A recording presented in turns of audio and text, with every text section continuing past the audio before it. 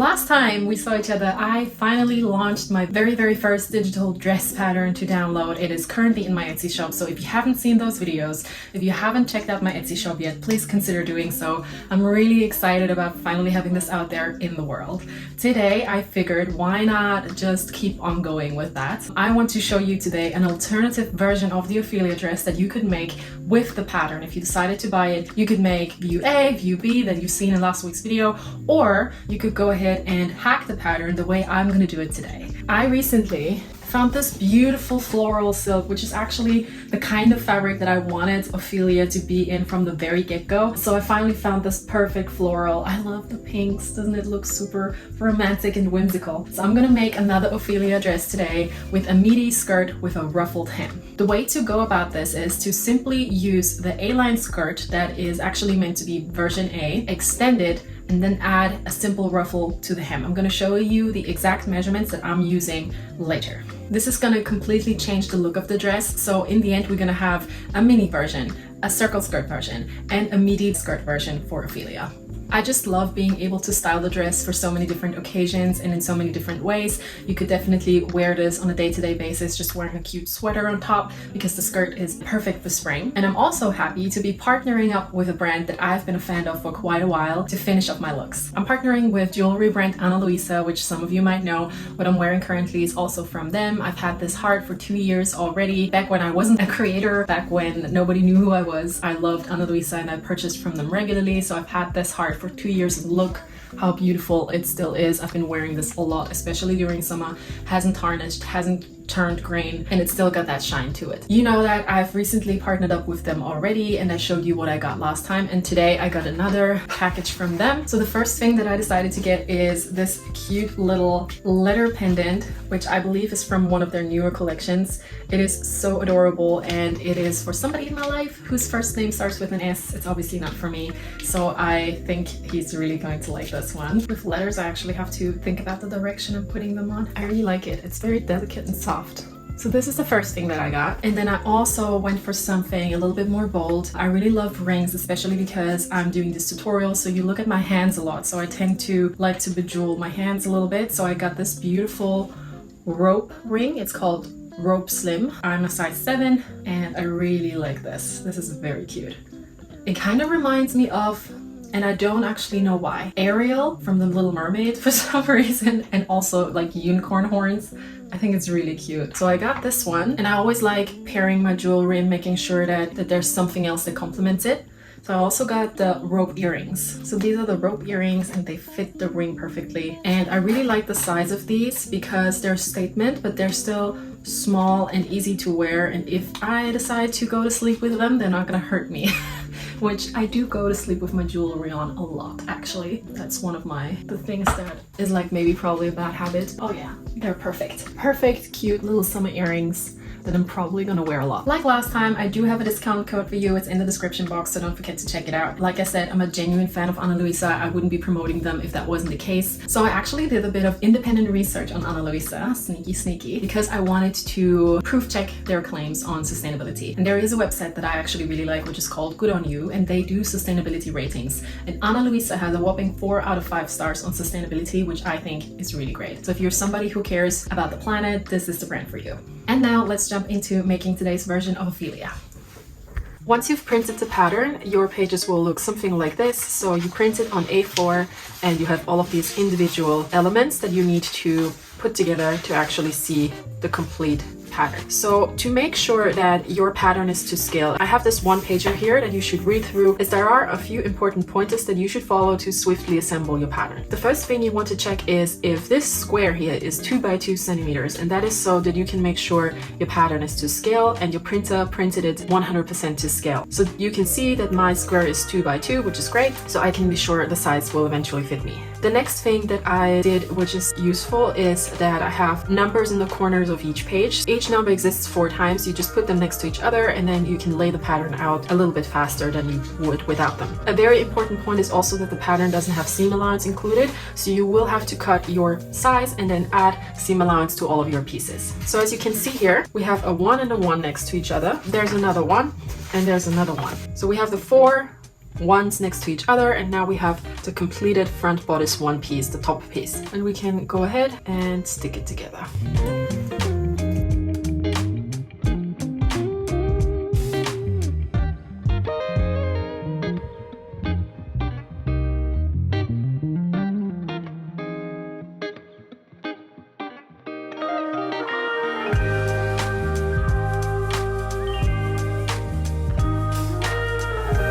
Let's start with the bodice. Step 1 is to sew in the shoulder darts in the back piece 1, which is the upper back piece.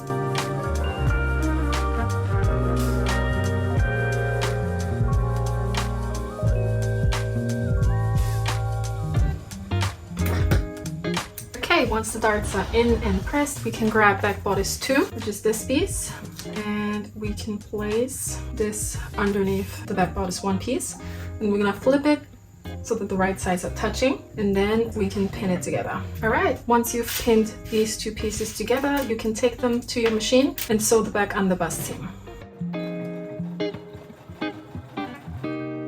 The two back pieces are now prepared, and they look like this. If you're at this point, you can put them to the side, and we will continue with our front pieces. And press. Here we go. This is the top almost completed, and you can see here that I did the exact same thing with the lining. So top is done in lining and shell.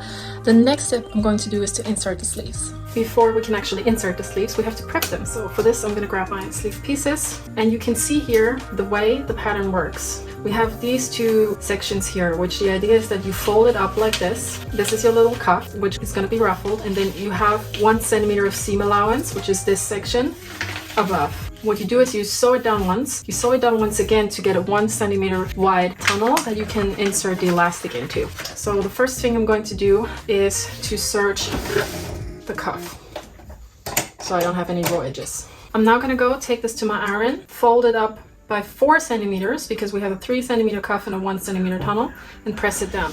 So I'm now going to sew down the cuff once and once again to create this 1 centimeter tunnel.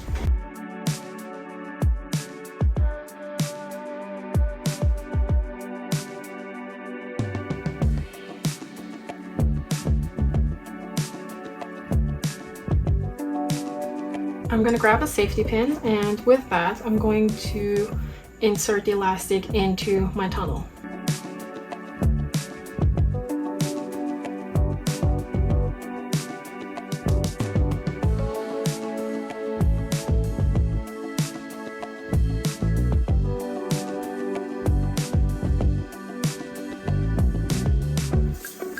The skirt is now 75 centimeters, and the width of it in the hem area is 45.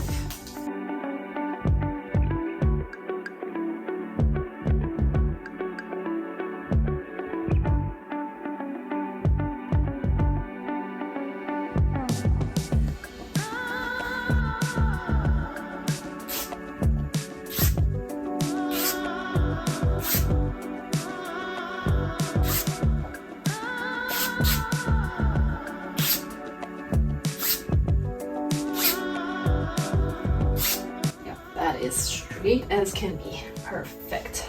Okay, so step 1 is to sew in the darts. I've made little dots with a removable gel pen to find the ends of my darts so I can be sure that they're the same across the back of my skirt.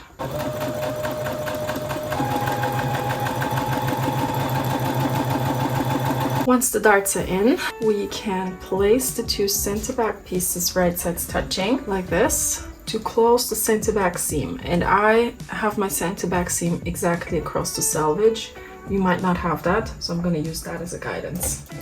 This is going to be perfectly hidden away, so no need to worry about seeing any white edges. You will have a notch in the center back, ideally, which is in the pattern that I forgot to mark here, which is about 25 centimeters down from your waist, plus seam allowance, so 26 should be about all right for me.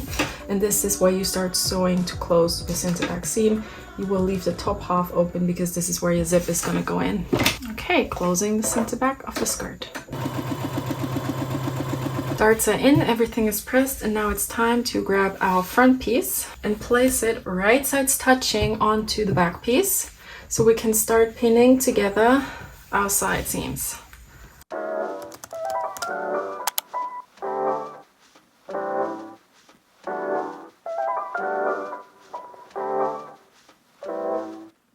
This is an A-line skirt, and this is a very slippery movie fabric. So something that will naturally happen is that because the grain line slightly changes along the side seam, you will have this dip here, as you can see. But that's no problem. You can just trim that back to make it a more straight curvature for the skirt.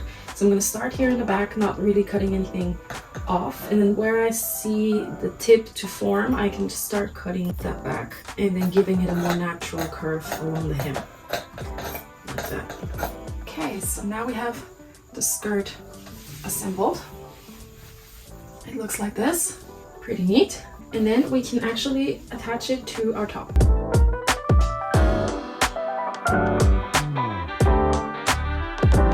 Something that I decided to do that I read online is for slippery and like warpy fabrics like this, it's a very good idea to press some interfacing on the section of the fabric where your zip is gonna go in. So I've done this here in the skirt as well as in the center back. So there's some interfacing here that's gonna make the fabric a little bit more sturdy and a little less prone to warping, which is important because the zip easily can make the fabric warp. So I'm now going to place the skirt right sides touching with the top, and I'm going to start in the center front, aligning the center front notches. Next up, aligning the side seams, and then from here I just make sure everything is nicely distributed and matches up.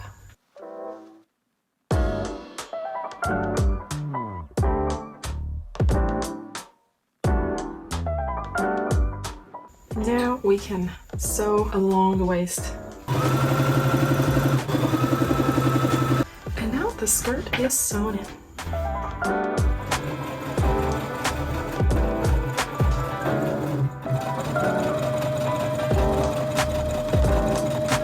Okay, the next thing I'm going to do is to baste in my zipper, because that then allows me to try on the dress with the center back closed, and then I can have a look at the hem to understand if there's anything I need to trim back or change the shape of before we actually attach the thrills to the hem.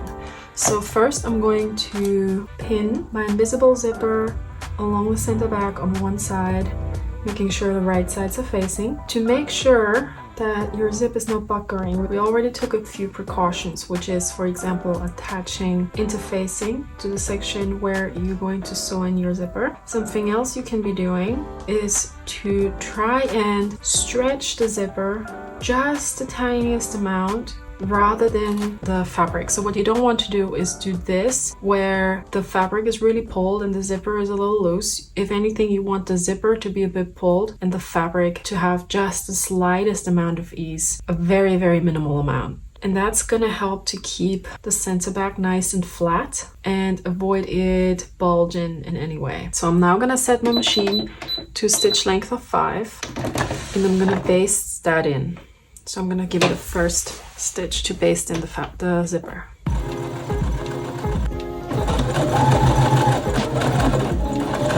Alright, so now the zip is basted in.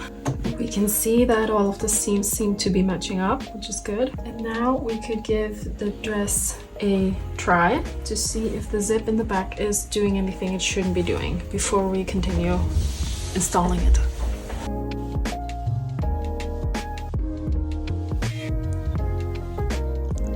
The zipper looks good, it doesn't pucker, everything as it should be. And now I need to go ahead and do the fine-tuning by hand. Your regular reminder to be careful, guys. I just totally cut myself with my scissors. I didn't actually cut myself, I just grabbed into my scissors with my middle finger first. So be careful. Let's continue with the zipper. If, like me, you don't have a zipper foot, you now have to go in and hand sew very close to the teeth of the zipper to make the zipper truly. I'm doing it with a regular back stitch. So going in behind where you just came out, right where your other stitch ended, and coming up before that other one, etc., etc. So it just goes forward, back, forward, back, forward, back.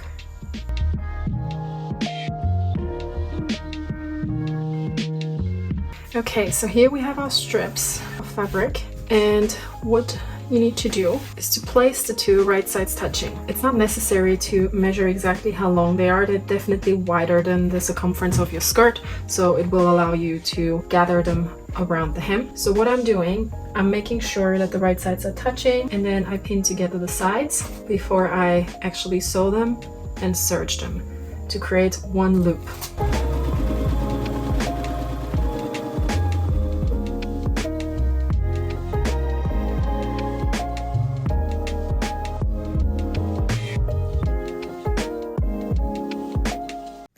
Okay, so the ruffle for the skirt is prepared, and it is this super long round shawl almost. It's like a shawl. So what I've done is I attached the two long pieces to each other, so we have two side seams. And what you also want to do is fold it so that the two side seams match up, and then you want to create a little notch here so you can identify the center point like this. I also added 2 basting stitches on the top, and I immediately finished the hem of the dress with a simple rolling hem. So this is basically done. Once we attach this to the skirt is finished. Okay, so to attach the ruffle, I'm placing the hem of my dress in front of me like this, so I have easy access. And I grab the ruffle shawl that I created, and I'm gonna make sure that the right side of the ruffle shawl is facing the right side of the dress. Would be a bummer if you mess this up, because then you have to do it again. So I place it right sides touching, and I start by pinning the side seams to each other, because we have a side seam in the skirt and we have the seams in the shawl that match up with that skirt. Then I'm gonna find the center point notch in my shawl, and I also created one in the hem of the skirt so I can match these up as well. And then what I also want to do is to do the same thing in the back. So I have a center point in the shawl in the back, and I obviously have a seam in the center of the skirt, so I'm matching these up as well. Now I can be sure that the ease of the ruffles is evenly distributed. So when I now grab the center back and the side seam, you can see this is what I need to gather this distance to. And I can very easily do that with my basting stitches. So I'm just gonna grab real quick the 2 upper threads over here. Then you can see I can start to gather up this section of the ruffle to the needed distance.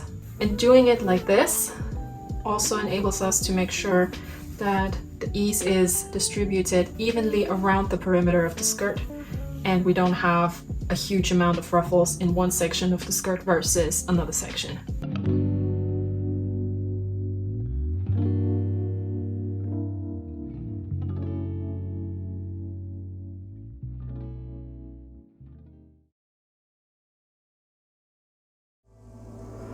In the harbor of healing,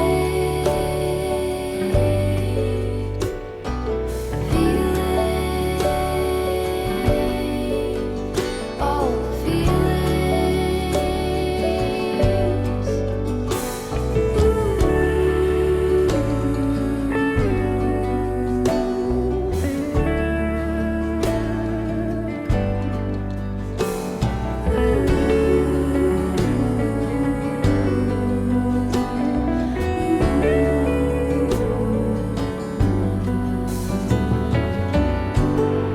Cedar wood glow like a smoke in the air,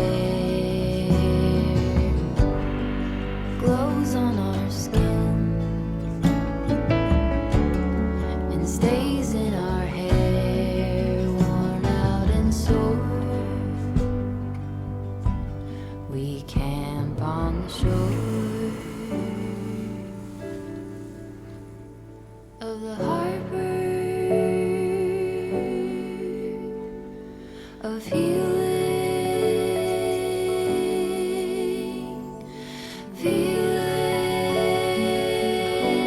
feeling all the feelings.